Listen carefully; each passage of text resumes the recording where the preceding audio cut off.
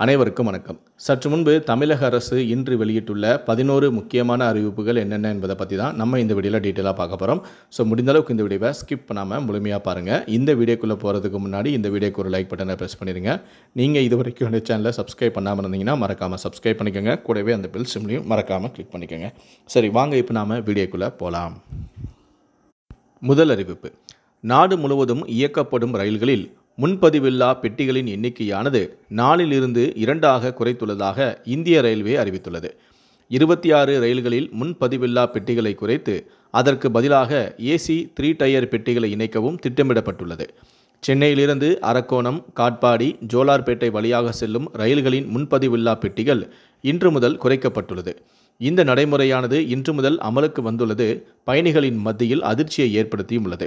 ரயில்களில் அன்ரிசர்வ் பெட்டிகளின் எண்ணிக்கை குறைக்கப்பட்டுள்ளது குறித்து முதலமைச்சரான மு.க. ஸ்டாலின் தன்னுடைய வேதனையை தெரிவித்துள்ளார். இரண்டாவது அறிவிப்பு: கடலூர் மாவட்டத்திற்கு 10 புதிய அறிவிப்புகளை வெளியிட்டார் முதலமைச்சரான மு.க. ஸ்டாலின். பண்ருட்டி தொகுதியில் 15 கோடியில் அரசு கலை மற்றும் அறிவியல் கல்லூரி அமைக்கப்படும் எனவும், முட்லூரிலிருந்து தேத்தியாத்தோப்பு வரை உள்ள 2 வழி சாலை 4 வழி சாலையாக 50 கோடியில் மேம்படுத்தப்படும் எனவும், கெடிக்குளம் ஆற்றில் 36 கோடி செலவில் வெள்ளத்தடுப்பு மற்றும் சீரமைப்பு பணிகள் மேற்கொள்ளப்படும் எனவும், வெலிங்டன் எதிரில் கரைகளை பலப்படுத்துவது, வாய்க்காலை மேம்படுத்துவது இந்த பணிகள் மேற்கொள்ளப்படும் எனவும், தென்பெண்ணை ஆற்றில் 58 கோடி ரூபாய் செலவில் வெள்ளத்தடுப்பு பணிகள் மேற்கொள்ளப்படும் எனவும் அவர் அறிவித்துள்ளார்.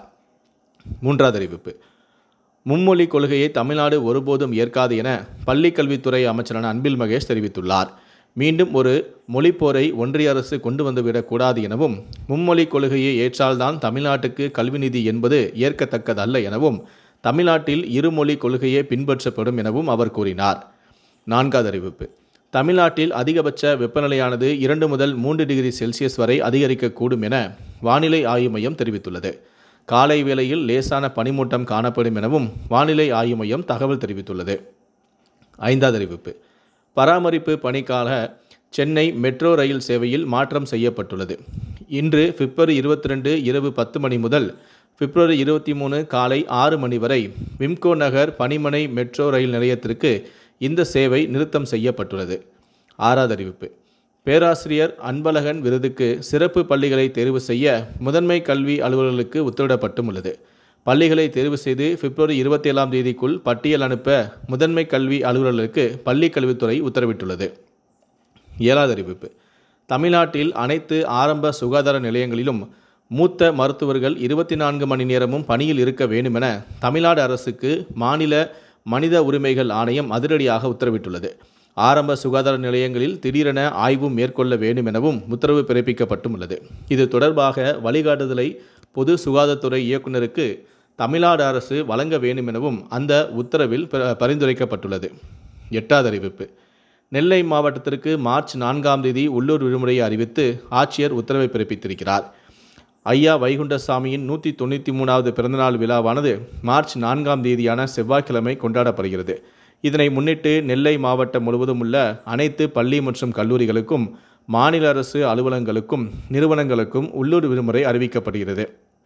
பள்ளி கல்லூரிகளில் பொதுத் தேர்வு மற்றும் முக்கியமான தேர்வுகள் நடைபெற்று வரும் நிலையில் அதற்கு எந்த ஒரு இடையூறும் ஏற்படாத வகையில் விடுமுறை அறிவிக்க வேண்டும் எனவும், மாணவர்களுக்கு அந்த நாளில் தேர்வு இறக்கும் பட்சத்தில் ஆசிரியர்கள் மற்றும் அலுவலர்களுக்கு இந்த உள்ளூர் விடுமுறை பொருந்தாது எனவும், மார்ச் 4ஆம் தேதி நடத்தப்படும் அரசு பொதுத் தேர்வுகள் எவ்வித மாற்றமும் இன்றி நடைபெறும் எனவும், மேலும் இந்த உள்ளூர் விடுமுறையானது வங்கிகளுக்கு பொருந்தாது எனவும், மேற்கண்ட விடுமுறை நாளை ஈடு செய்யும் வகையில் மார்ச் 15ஆம் தேதியான சனிக்கிழமை வேலை நாளாக அறிவிக்கப்படுகிறது எனவும் அதில் தெரிவிக்கப்பட்டுள்ளது.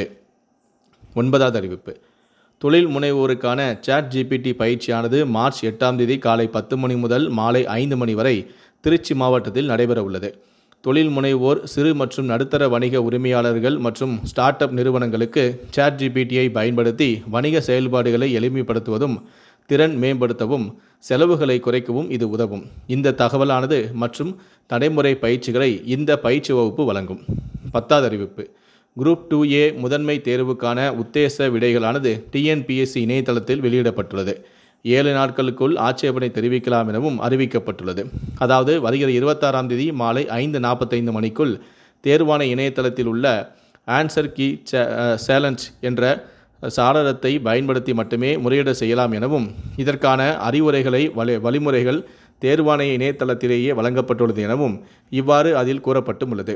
தமிழ்நாடு அமைச்சு பணியில் வேலைவாய்ப்பு மற்றும் பயிற்சி துறையில் தட்டச்சு பணிக்கான சிறப்பு போட்டித் தேர்வு கடந்த 8ஆம் தேதி நடத்தப்பட்டது. இதில் பொதுத்தமிழ் மற்றும் பொது அறிவு உத்தேச விடைகள் தேர்வாணைய இணையதளத்தில் தற்போது வெளியிடப்பட்டுள்ளன. குரூப் 2A பணிகள் அடங்கிய பதவிகளுக்கான முதன்மை தேர்வு கடந்த 8ஆம் தேதி நடத்தப்பட்டது. இதில் பொதுத்தமிழ், பொது ஆங்கிலம் மற்றும் பொது அறிவுக்கான உத்தேச விடைகள் தேர்வாணைய தளத்தில் தற்போது வெளியிடப்பட்டுள்ளன. கடைசியாக 11வது அறிவிப்பு. மின் பகிர்மான கழகத்திட்ட பிரிவு தலைமை பொறியாளர் அனைத்து தலைமை பொறியாளர்களுக்கும் சுற்றறிக்கை ஒன்றை அனுப்பியுள்ளார்.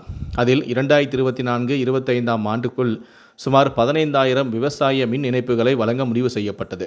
தற்போது வரை 11,551 இணைப்புகள் மட்டுமே வழங்கப்பட்டுள்ளதாக கூறப்படுகிறது. அரசு திட்டங்களுக்கு கீழ் வரும் பயனாளிகளுக்கு முன்னுரிமை கொடுக்க வேண்டும் எனவும் மேலும் இந்த பணிகளை மார்ச் 15ஆம் தேதிக்குள் முடித்திருக்க வேண்டும் எனவும் அந்த சுற்றறிக்கையில் தெரிவிக்கப்பட்டுள்ளது. இந்த 11 அறிவிப்புகளை பற்றி உங்களுடைய கருத்துக்கள் என்ன அப்படிங்கிறத கீழே இருக்கக்கூடிய கமெண்ட் செக்ஷனில் மறக்காமல் சொல்லுங்கள். முடிந்தளவுக்கு இந்த வீடியோவை மற்றவங்களுக்கும் ஷேர் பண்ணுங்கள். மேலும் இது போன்ற பல வீடியோக்களை பார்க்கணும் அப்படின்னு நினச்சிங்கன்னா மறக்காமல் சேனலை சப்ஸ்கிரைப் பண்ணுங்கள். நன்றி, வணக்கம்.